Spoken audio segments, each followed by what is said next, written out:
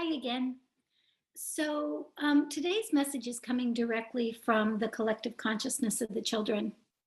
And one of the things that I've been hearing over and over again is that, we all seek to support energetically sensitive children, autistic children, whomever, in the ways that we know to support them.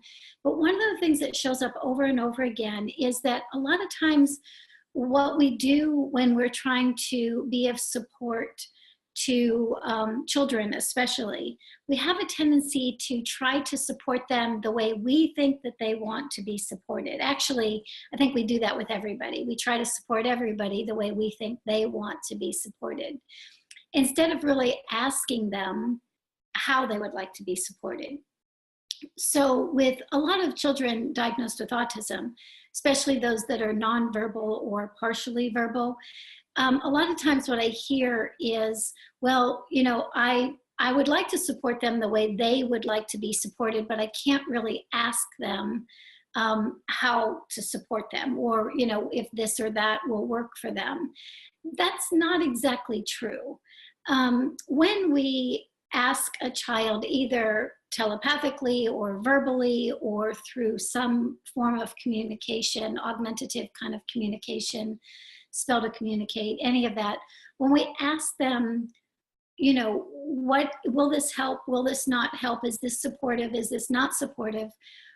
When we ask that, we get one response. And especially if we get it through a more intuitive sense, like telepathy or something along those lines, it's always a really good idea to have some checks and balance to that. So it's not just coming from our own identities or our own projections.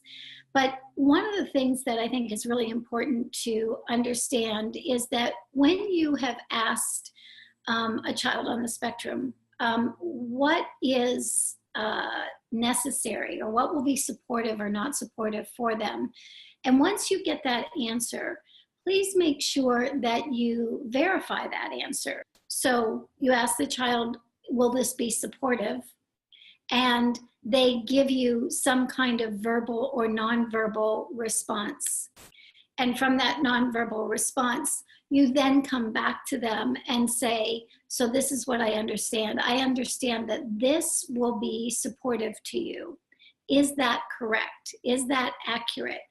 And even a nonverbal child will let you know that this is the direction to go in, one way or another. If you watch the behaviors, if you watch the way in which they're attempting to interact with you, they will actually let you know what works and what doesn't work.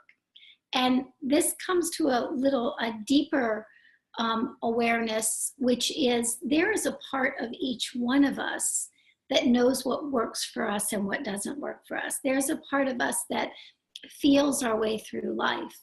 And if we stick with that, if we acknowledge that, then we can also acknowledge that there is a part of these children that know exactly what they need. And they know not only exactly what they need, but in many cases, they're kind of providing a direction to what humanity might benefit from as well.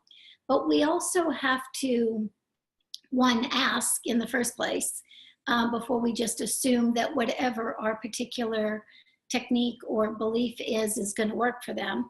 We need to ask. And then once we've asked, we need to verify or validate that answer in one way or another. And if we'll do that over and over again, there's this cooperation, collaboration that can happen between these kids and ourselves that is really pretty mind-blowing. They've got a lot to share. And I think that this is a great way to kind of start that communication going. So anyway, hope this was helpful, and I will see you next time.